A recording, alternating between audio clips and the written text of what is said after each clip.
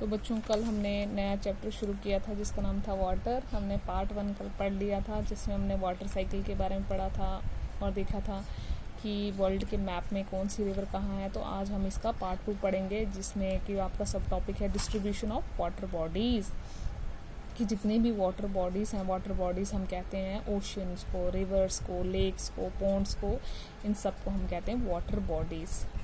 तो इनमें कैसी डिस्ट्रीब्यूशन है वो हमने पढ़ना है। तो जो ओशन है हमारा वो साल्टी होता है। साल्टी क्यों होता है, क्यों नमकीन होता है समुद्र का पानी? क्योंकि इसमें बहुत सारा डिज़ोल्व साल्ट होता है, इसमें नमक घुला हुआ होता है। जो हमारी अर्थ का 3/4 है वो वाटर से कवर है। और अमाउंट ऑफ साल्ट जो है वो कैसे प्रेजेंट होता है, 1000 ग्राम ऑफ वाटर में जितना भी होगा वो अमाउंट ऑफ साल्ट होता है।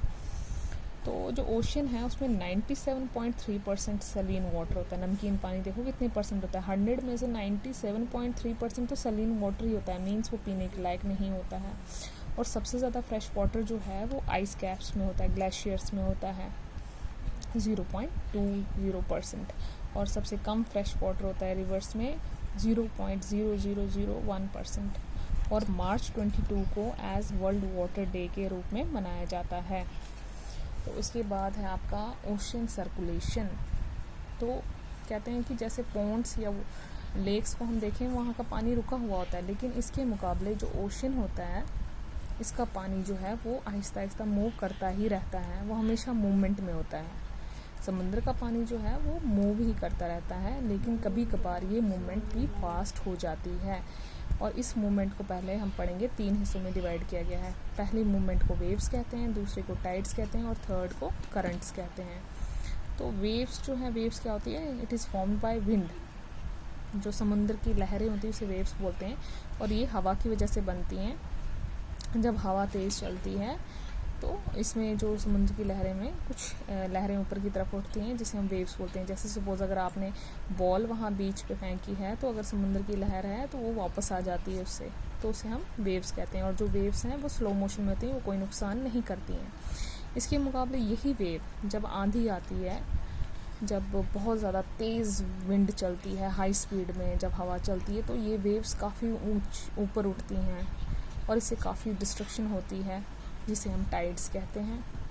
और ये एक्चुअली में क्या होता है, जो अर्थक्वेक होता है, जैसे ज़लज़ला आता है, जब वो ओशन के अंदर आता है तो वो पानी को काफ़ी ऊपर फेंकता है जिसे हम सुनामी बोलते हैं। और उसकी स्पीड उस वक्त 700 किलोमीटर पर आवर होती है जो काफ़ी नुकसान पहुंचाती है। जैसे कि इसके लिए एग्जांपल पे हम पढ़ेंगे कि 2004 में एक अर्थक्वेक आया था जो कि समुद्र के अंदर आया था, जिससे समुद्र के अंदर जो अर्थक्वेक आता है उसे सुनामी कहते हैं, और जिसने काफ़ी डिस्ट्रक्शन काज की थी अंडमान निकोबार आइलैंड में। और उसका जो एपी सेंटर था, एपी सेंटर मीन्स जहाँ से वो वेव पैदा हुई, जहाँ से शुरुआत हुई अर्थक्वेक की, वो काफ़ी क्लोज था, जिसकी वजह से इसने काफ़ी नुकसान किया। और इसका मैग्नीट्यूड 9 था, अगर 7 भी हो वो भी काफ़ी डैमेज करता है। तो 9 की वजह से तो बहुत सारे मतलब वहाँ पे डिस्ट्रक्शन हो गई, काफ़ी लोग भी मारे गए और अंडमान निकोबार का आइलैंड तो टोटली ही क्रश हो गया था। हमने पिछले चैप्टर्स में पढ़ा था कि हमारी अर्थ के अंदर कुछ प्लेट्स जो हैं होती हैं, यही अर्थ की जो प्लेट्स होती हैं ये तो ऐसे मूव कर रही होती हैं, लेकिन ड्यूरिंग अर्थक्वेक क्या होता है, ये स्ट्राइक करती हैं और एक दूसरे के ऊपर आ जाती हैं काफ़ी स्पीड में।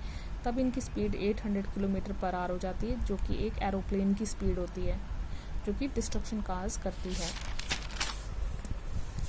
तो when these waves move to Sri Lanka, और अंडमान निकोबार में जो डिस्ट्रक्शन काज करती, जब वो मूव हुई वेव्स आगे की तरफ श्रीलंका की तरफ, तो उसकी स्पीड जो है वो लो हो गई, वो 700 से 70 किलोमीटर हो गई।